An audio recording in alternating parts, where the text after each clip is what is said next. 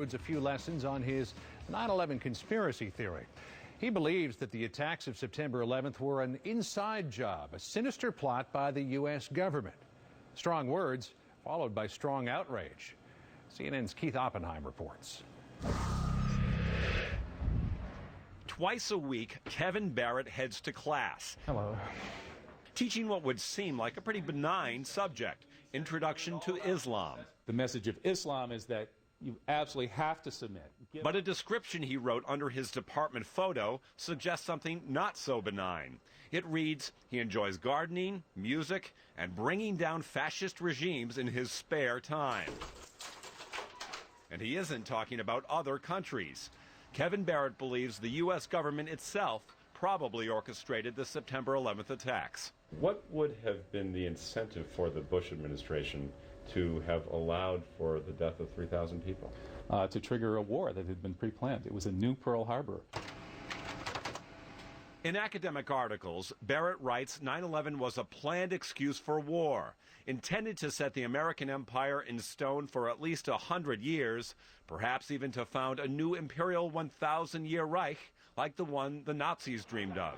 He believes the Twin Towers were knocked down by explosives planted in advance. Most people, I don't think, believe that those buildings came down because there were explosives put in the buildings ahead of time. And that's because most people haven't looked at the evidence. But the evidence is widely available, and I urge your viewers to take a look at the videos of these buildings collapsing. Most people, when they hear that, would think that that's crackpot stuff.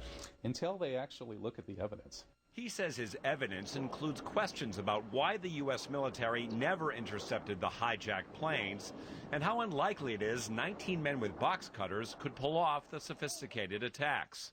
Others call that nothing but speculation. It's offensive not only to America, but it's offensive to the victims of 9/11. Scott Souter is one of 61 Wisconsin legislators who signed a resolution demanding Barrett be fired, arguing Barrett's ideas have no academic merit. To teach those to students on the taxpayer dime, this has become a nationwide embarrassment for Wisconsin. Are you teaching political ideology? Not in my class, but on my blog I sure am. We now have in the university... Barrett says he doesn't discuss his personal writing in class, but does quote others who question the official explanation of 9/11.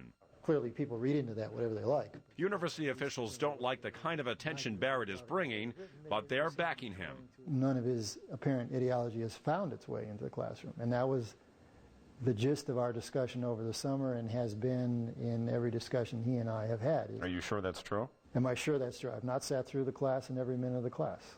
No. Barrett showed us his lecture notes. They do present mainstream ideas about 9/11, but also quote other academics who claim the CIA has been funding al-Qaeda for years, a claim the CIA, of course, has denied. Some of Barrett's students say they haven't made up their minds yet. You're thinking twice about it. Yeah, I'm thinking twice. There's some influence, but I don't know enough to vote one way or the other, really. It's scary that we could lose a good professor like Professor Barrett, who I consider to be my best lecturer right now, because of stuff that he hasn't really talked that much about in class. Still, the university is under intense pressure.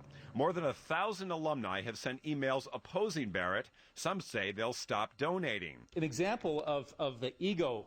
But for now, the university is standing up for the right of Barrett and any professor to teach controversial ideas. Keith Oppenheim, CNN, Madison, Wisconsin. And still to come tonight, so-called black boxes in automobiles. They may seem like a good idea, especially in an accident, but they could be used against you. And later, a 360 special. We take you beyond the front lines.